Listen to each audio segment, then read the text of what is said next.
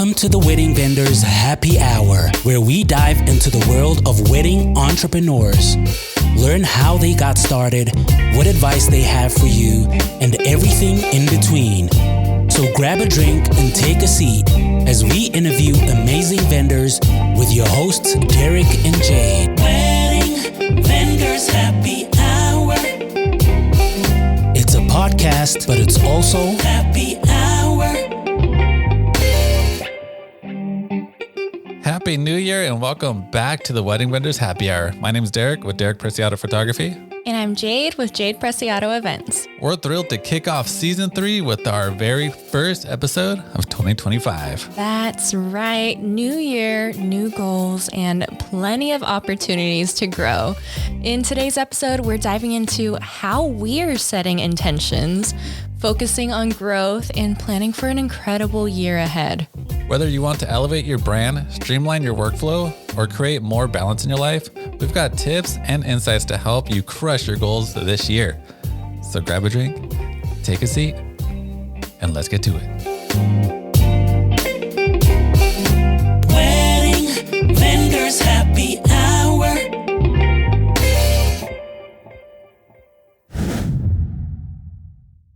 All right, Jade, we are in 2025. Let's go. Yep, had to do it. All right, so I want to kind of reflect back down. Let's take a little stroll down memory lane and look back on 2024 and see what were some of the wins and from 2024 and what we can carry into this year, 2025. Good question. Yeah. Okay, I think for me, finding a better work-life balance was huge last year. Yeah, I bet. Yeah. So I was able to, handle all of the events without feeling overwhelmed or burnt out because we actually took the time to, have a balance.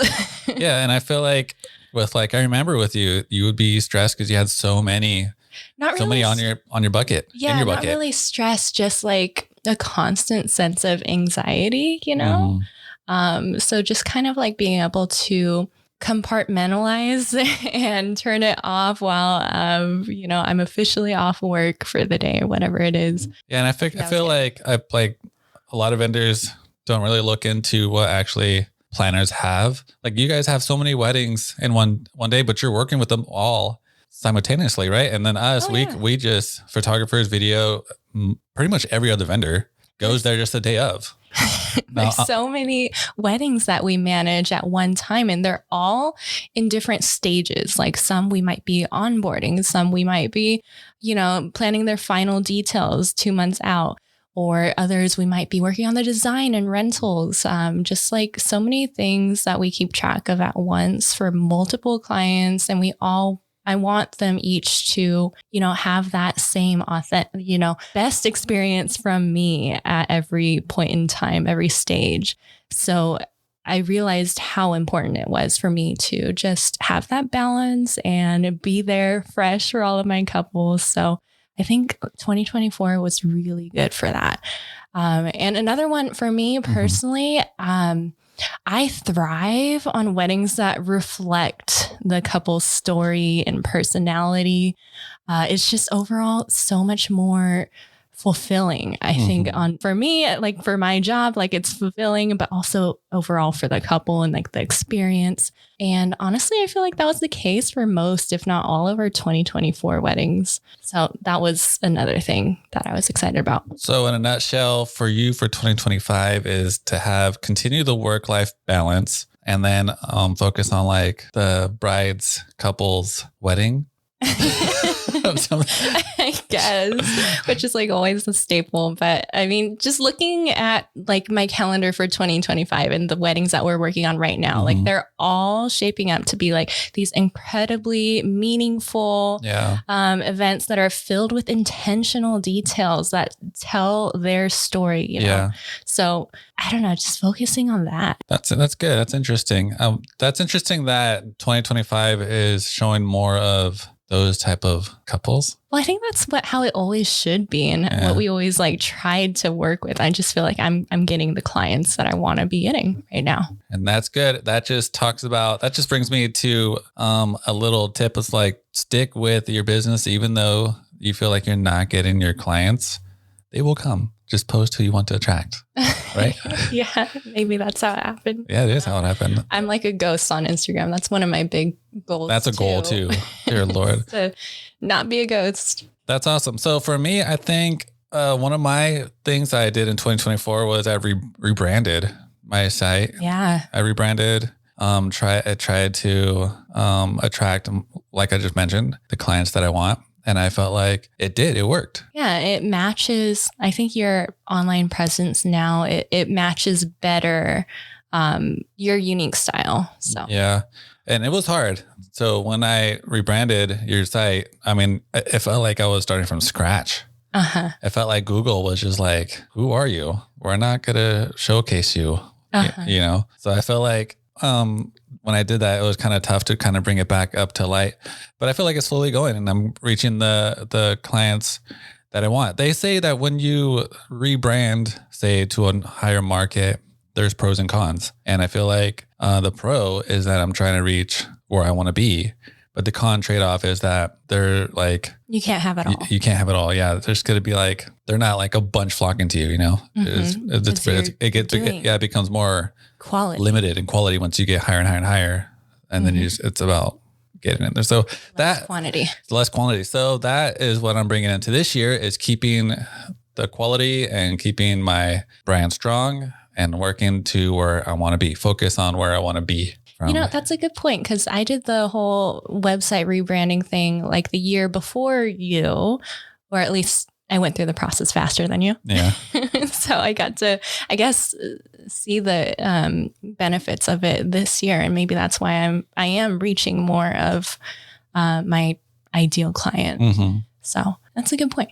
Yeah. So that was great. And another thing I think was, as I continued in my photography and video, but photography was my shooting style. So I feel like, you know, back in the years in the past, even 2024, probably the beginning, not so much in the middle or whatever, but in the beginning, I was more focused on just like shooting the bride and groom, you know, just trying to get those little portrait shots and all that stuff.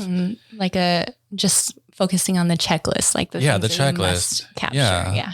But yeah, the checklist, but also like kind of like your photo shoot, you know, like, oh, let me just get this because I know it's going to look great and the bride and groom. But as I continued and learned, and as this podcast has also opened up my eyes with the high quality guests we've had, I've learned that I need to focus more on the emotion of the day. And so I focused more on that. And I captured more of the guest, like looking at the bride and groom or cheering or having fun. And especially during ceremony time, when like the parents are sitting there or the bridesmaids are, you know, crying or whatever. I feel like a lot of the time we'd always just like sit on the side and wait for the bride and groom. But now I feel like, yeah, the emotion tells so much more, capturing that. And I feel like it really enhances your, or my portfolio.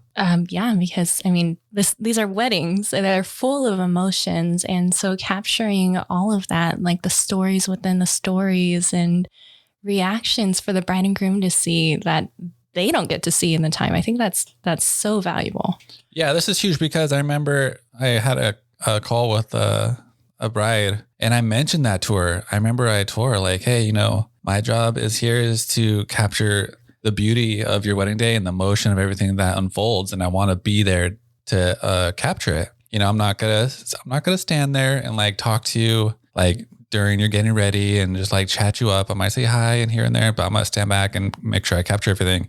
Because if I'm standing next to you, I'm robbing moments that could be happening to you. Like say your mom watching you as you get your makeup done, or your bridesmaids want to do something and interact with you. If I'm right there standing with you a lot, then I'm ruining that for you. And she mentioned that she really appreciated that and completely didn't even think about it that way. And then I booked it.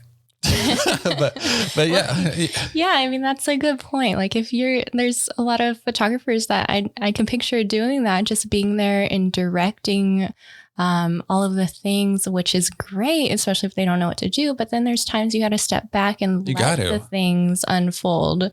Of course, being mindful of the timeline and pushing them, Yeah, that's that. Like you have your time when you need to jump in. Yeah. But during most of the time you don't that time when the planner schedule, we got to stick on that. When it comes to portrait sessions or whatever we have to do, we need to talk with them with that.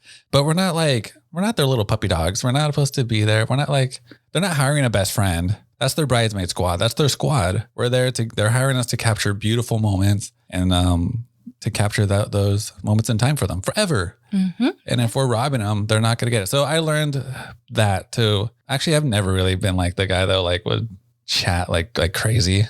Yeah, but I just feel like you kind of fine-tuned that and just set that intention. I set the intention and made it into a way where they didn't think I was just kind of like a weird dude standing in the corner. But I'm also like the moms and the family, everyone loves me, but I'm not over obtrusive, So that's what I've learned. And I think that's a great skill to have, to learn when to step back and when to jump in. So that's what I've learned. And I'm bringing that into this year because the photos I've been capturing while doing that have been just amazing. Great. Yeah. And then the rebranding one, that's huge. All right, let's get into some lessons we've learned and some challenges we've worked through last year. Yeah. Whenever you say challenges or anything like that, for me, the first thing I think of is weather, which in our area, the Central Coast, we're so blessed with our weather here. It's typically always perfect. I mean, if you have anything May onward, I feel like it should be good for outdoor venues, which most of ours are. But I just remember how weird it was this past spring. There were a few Saturdays where it rained only on Saturdays, but the rest of the week was perfectly sunny, Sunday through Friday, perfect weather. And then all of a sudden out of the blue, rain Saturdays. So it was wild. It wasn't normal. And it's just, always all of our events, we worked it out plenty, totally fine, but it's just another reminder to always have a solid plan B ready if it's outdoors, even if you're here on the Central Coast where the weather is typically perfect. Yeah, I remember that. It would just be super sunny all week. Yeah. And then right when the wedding came, one Saturday it would rain, and Sunday it'd be sunny. It's so heartbreaking, especially on their rehearsal days where it's it's looking so hopeful for the next day. It's perfect weather. We're practicing their plan B ceremony setup and they're it is so sunny and hot outside. Why are we here? But, it is what it is. And you worked your magic, and that's why they hired the professional Jade to get them with the plan B if they needed it. And you always had one. So what were your challenges? So one of my challenges for last year, I guess, was marketing. I feel like the marketing, even to this day, probably. Yeah, even to this day. That's a challenge for us all. That's so hard. Marketing and just getting your brand out there to the people you want to see your work, I feel like marketing is hard, and I feel like I need to work on that. And that's the challenge for me. All right, let's get into some 2025 business goals. Okay, so what are yours? What kind of goals do you have for this year? For me, of course, marketing in a broad spectrum is something I can always improve on. So I'd say that, but also I'd love to get more full wedding weekend experiences, but just maximizing my time with the couple and helping them maximize their time come wedding weekend. That's love huge. When we get to be a part of all of the bonus events. And I have a couple weekends this year that are doing the more full wedding weekend experience. Yeah, I feel is that trending more this year? Is that becoming? No, that's always a thing. I've always had couples who want I think we have some great venues here that offer a weekend package. So I think I think for us here, it's always been a thing, but at least for me being a part of it though, it's always so much fun when we can do like the rehearsal dinner, the welcome party, whatever they choose. And then a Sunday, like a farewell brunch, like start to finish. Yeah, those would be fun. I like doing those. One of my thing is I need to expand into a new market. So like more down Santa Barbara, more south of that way. Yeah, I think I'm going to try to expand more that way. So I need to get more, I'm going to expand my horizons and I'm going to go more marketing down Daniel Taigo. So that's, I think that's one of my goals for this year. So getting how do we practically keep track of our goals? How do we, like, it's always the thing, you know, you set a new goal for the new year and then it just, you know, life goes on. Yeah. So, how do you hold yourself accountable? Yes. Yeah, that's huge. I'm probably like, I gotta write it down and put a little sticky note on my computer and see it. I'll be able to see it every day. So I think that they say when you write your goals down, you're more likely to accomplish them. I agree. And so if you can see them. For me, like I use Aisle Planner for my couples. And so it's like really easy for us to plan things digitally and stay organized.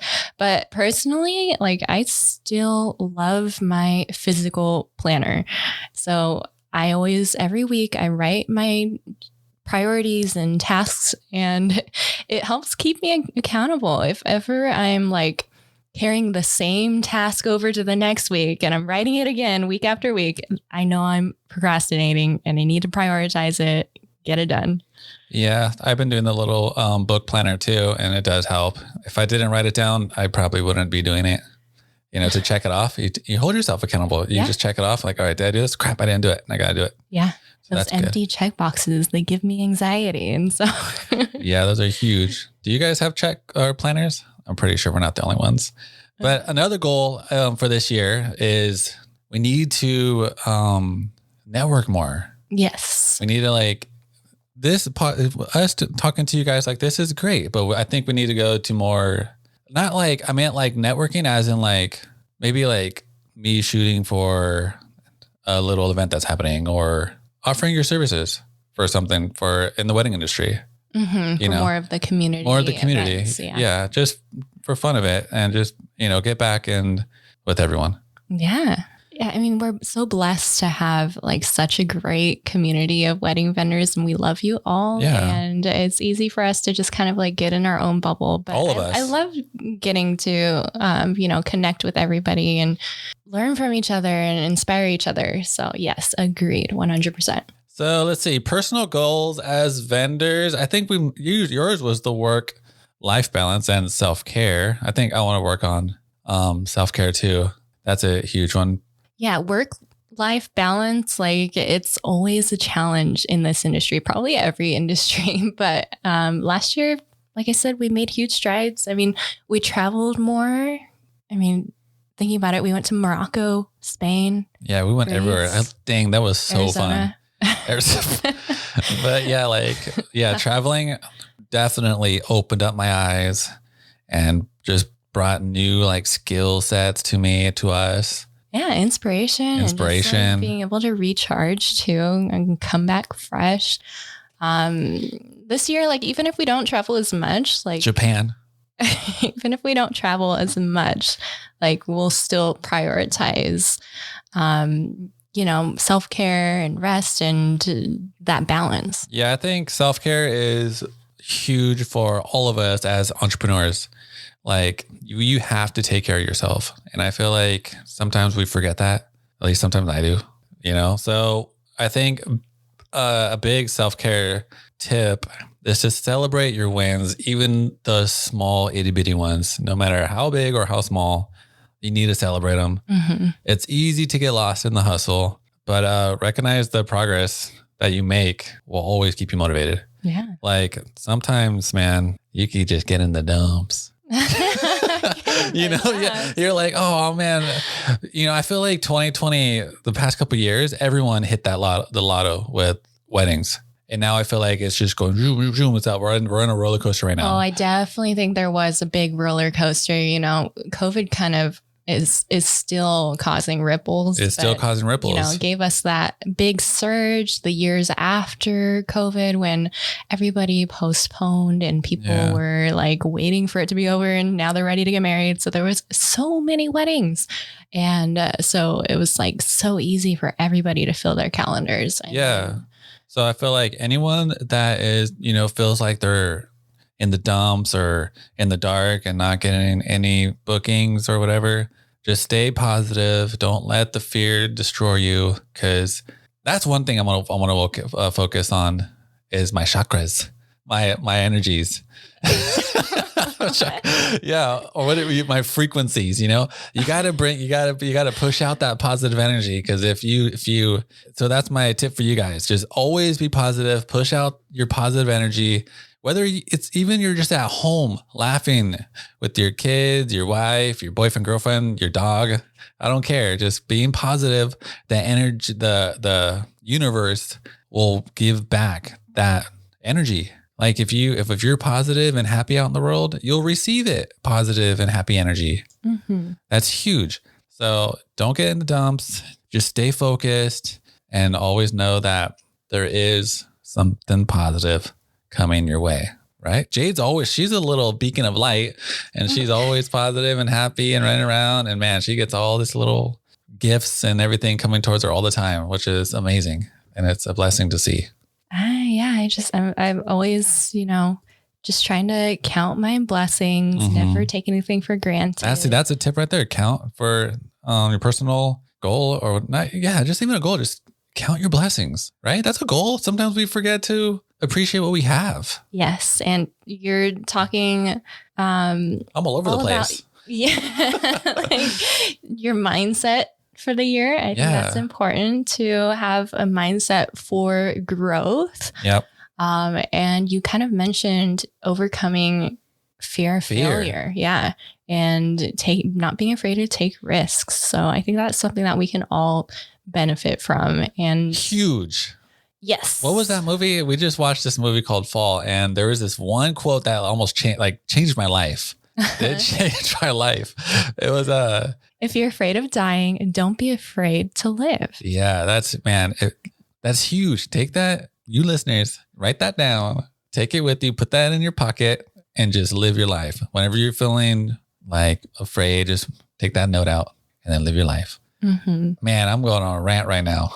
Yeah. So taking that and making it a little bit more tangible, maybe applicable in the wedding industry. Start small and don't be afraid to take calculated risks. You know, that looks different for all of us. Yeah. So whether it's marketing a new service for your company or pitching to a dream venue you want to work at, just, you know, don't be afraid to test the waters and learn from the results. Yeah, I think that's right there is like, don't be afraid to reach out to, you know, the vendors, reach out to the venues, reach out to who you think will help you and your business, but also you help them in return. Mm-hmm. You know, it can't just be like me. You gotta give too. So if you want to work at a venue, reach out, but also maybe offer a service, offers photos, a video tour for them or whatever you do. I don't know if you're like a DJ or if you could just, you know, party with them on one of their birthdays. I don't know. You know, there's something for everyone. Yes. And then also we were kind of talking about the slower months, which there always is, like the off season. Sometimes we just have these slower months. So take advantage of that time. Focus on tasks that you might usually push aside. For me, I know that's like maybe refining my templates, making an aisle planner more easy for me to onboard clients, which I've been working on this off season. Or maybe it's scheduling posts on Instagram more frequently, which still needs to happen for me. But yeah, just keeping yourself productive and set yourself up for success for when the wedding season picks up again.